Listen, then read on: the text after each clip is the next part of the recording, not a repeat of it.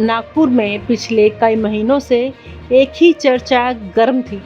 मोदी जी को अब सम्मानजनक विदाई देनी चाहिए।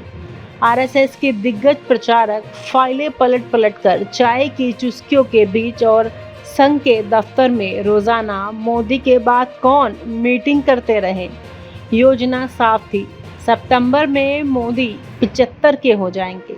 75 पार रिटायर वाला अनलिखा नियम लागू होगा और बीजेपी में एक नया चेहरा आएगा। इतना आसान उन्हें लगा। दिल्ली की पुरानी नई लॉबी। आरएसएस के मिशन में सिर्फ नागपुर ही नहीं, दिल्ली के कुछ पुराने नेता भी शामिल थे।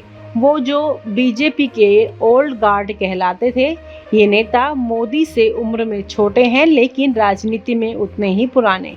उनकी भी चाहत थी कि मोदी को किनारे कर दिया जाए ताकि वे अपने अपने पीएम पिच पर काम शुरू कर सके। कुछ लोग तो इस सपने में इतने आगे बढ़ गए थे कि अपने भाषणों में अगला दशक, नया नेतृत्व जैसी पंक्तियां जोड़ने लगे थे। लेकिन मोदी के एक वाक्य ने मेरा प्लान 2035 तक का है, इन सभी पिचों को सीधा कूड़ेदान में डाल दिया गया। लाल किले से आया झटका। 15 अगस्त को मोदी जी ने पूरा खेल पलट दिया। तिरंगे के सामने राष्ट्रीय झंडा सलामी के बाद उन्होंने जनता को देखा और बोल पड़े, मेरा प्लान कम से कम 2035 तक का है। इतना सुनते ही लाल किले पर तालियां गूंज उठी, लेकिन नागपुर में चाय कप में झलक गई और दिल्ली की लॉबी की मीटिंग में सन्नाटा छा गया। ये सिर्फ जनता के लिए बयान नहीं था, ये सीधे आरएसएस और दिल्ली दरबार दोनों के लिए सुन लो और मान लो वाला संदेश था। 75 का नियम और मोदी की नई गणित। आरएसएस का पुराना फॉर्मूला था, नेता 75 पार तो बाहर। आडवाणी, जोशी, सुमित्रा महाजन सब इसी गणित के शिकार हुए। लेकिन मोदी ने लाल किले से वह पन्ना फाड़ दिया और ऐलान कर दिया, मेरे लिए 75 बस एक नंबर है। और हाँ, उसी सांस में आरएसएस की तारीफ भी कर दी। आरएसएस जैसे बड़े संगठन ने समाज सेवा में जो योगदान दिया वह देश के लिए गर्व की बात है। वाह, तारीफ भी कर दी और तीर भी मार दिया। दिवाली पैकेज और जनता को साधना। मोदी ने आगे कहा, दिवाली से पहले बड़े पैकेज आएंगे। किसानों के लिए राहत, गरीबों के लिए फ्री राशन, युवाओं के लिए नौकरी और मध्यम वर्ग के लिए टैक्स छूट। मतलब जनता खुश, विपक्ष बोर और आरएसएस साइडलाइन, क्योंकि जनता का मूड ही मोदी का असली कवच है और इस मूड में कोई दिल्ली लॉबी घुसपैठ करने की सोच भी नहीं सकती। आरएसएस और लॉबी के सामने 3 रास्ते। अब आरएसएस और बीजेपी की पुरानी नई लॉबी के पास 3 ही विकल्प हैं, चुप रहना और अगले मौके का इंतजार करना। भीतर से संगठन में मोदी विरोधी धारा मजबूत करना, लेकिन धीरे धीरे। नया चेहरा तैयार करना, लेकिन इतनी सावधानी से कि मोदी समर्थक को भनक ना लगे। 100 साल की राजनीति और मोदी का ट्रैप। आरएसएस का 100वां साल आने वाला है। उनकी चाहत थी जश्न पर संगठन का चेहरा छाए, सरकार का नहीं। लेकिन मोदी ने लाल किले से तारीफ कर उन्हें पब्लिकली मजबूत कर दिया कि अब विरोध करो तो मोदी विरोध कहलाओगे। दिल्ली की पुरानी लॉबी की प्लानिंग भी धरी की धरी रह गई, क्योंकि जो 2035 का रोड मैप लेकर आया है वह 2029 तक के किसी भी प्रतियोगिता को मैदान में उतरने नहीं देगा। अंत और खुला सवाल। 15 अगस्त का भाषण इतिहास में रहेगा। ये पहला मौका है जब किसी प्रधानमंत्री ने खुलेआम 10 साल और कुर्सी पर रहने का ऐलान किया है। अब गेंद आरएसएस और दिल्ली लॉबी दोनों के पाले में है। वह समझौता करेंगे, पलटवार करेंगे या चुप रहेंगे। एक बात तय है, असली खेल लाल किले पर नहीं, नागपुर और दिल्ली और प्रधानमंत्री कार्यालय के बीच बंद दरवाजों के पीछे चल रहा है। साथियों, इस दिवाली में आपकी डबल दिवाली का काम मैं करने वाला हूं। इस दिवाली में आपको एक बहुत बड़ा तोहफा देशवासियों को मिलने वाला है।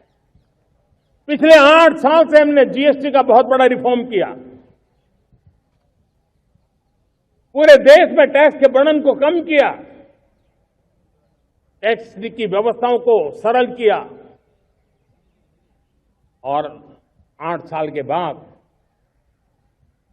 समय की मांग है कि हम एक बार उसको रिव्यू करें। हमने एक हाई पावर कमेटी को बिठा करके रिव्यू शुरू किया, राज्यों से भी विचार विमर्श किया, और मेरे प्यारे देशवासियों, हम नेक्स्ट जनरेशन जीएसटी रिफॉर्म्स लेकर के आ रहे हैं। ये दिवाली के अंदर आपके लिए तोहफा बन जाएंगे।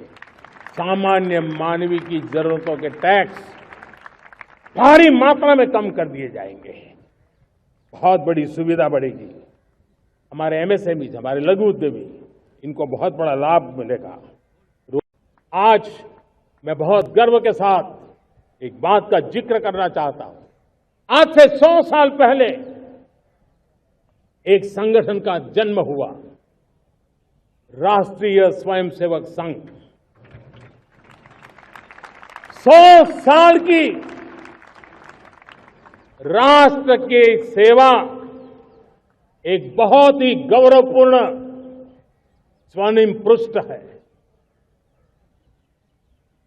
व्यक्ति निर्माण से राष्ट्र निर्माण के संकल्प को लेकर के 100 साल तक मां भारती का कल्याण का लक्ष्य लेकर के लक्षावधि स्वयंसेवकों ने मातृभूमि के कल्याण के लिए अपना जीवन समर्पित किया है।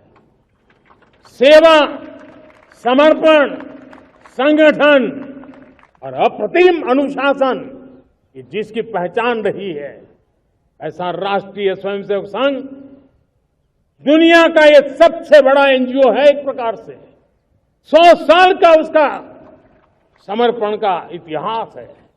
आज लाल किले की प्राचीर से 100 साल की इस राष्ट्र सेवा की यात्रा में योगदान करने वाले सभी स्वयंसेवकों को आदरपूर्वक स्मरण करता हूं, और देश गर्व करता है राष्ट्रीय स्वयंसेवक संघ की इस 100 साल की भव्य समर्पित यात्रा को, और हमें प्रेरणा देता रहेगा। मेरे प्यारे देशवासियों, हम समृद्धि की ओर जा रहे हैं। साथियों, मैंने एक संकल्प लिया है, मुझे आपके आशीर्वाद चाहिए, कोटि कोटि देशवासियों के आशीर्वाद चाहिए, क्योंकि समृद्धि कितनी ही क्यों न हो, अगर सुरक्षा के प्रति उदासीनता बरतते हैं तो समृद्धि भी किसी काम की नहीं रहती। और इसलिए सुरक्षा का महत्व बहुत बड़ा है, और इसलिए आज लाल किले की प्राचीर से कह रहा हूं, आने वाले 10 साल में 2035 तक राष्ट्र के सभी महत्वपूर्ण स्थलों, जिनमें सामरिक के साथ साथ सिविलियन क्षेत्र भी शामिल है, जैसे अस्पताल हो, रेलवे हो, जो भी आस्था के केंद्र हो, उन्हें टेक्नोलॉजी के नए प्लेटफॉर्म द्वारा पूरी तरह सुरक्षा का कवच दिया जाएगा।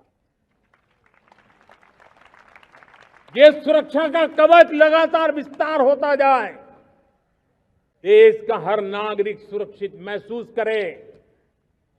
किसी भी प्रकार की टेक्नोलॉजी हम पर वार करने आ जाए, हमारी टेक्नोलॉजी उससे बेहतर सिद्ध हो। और इसलिए आने वाले 10 साल 2035 तक मैं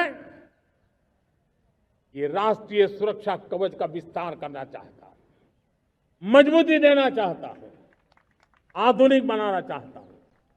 और आप हमसे जुड़े रहने के लिए सब्सक्राइब करें YouTube पर, फॉलो करें Twitter पर और लाइक करें Facebook पर। और ज्यादा जानकारी के लिए आपको टाइप करना होगा सिर्फ न्यूज़ नशा।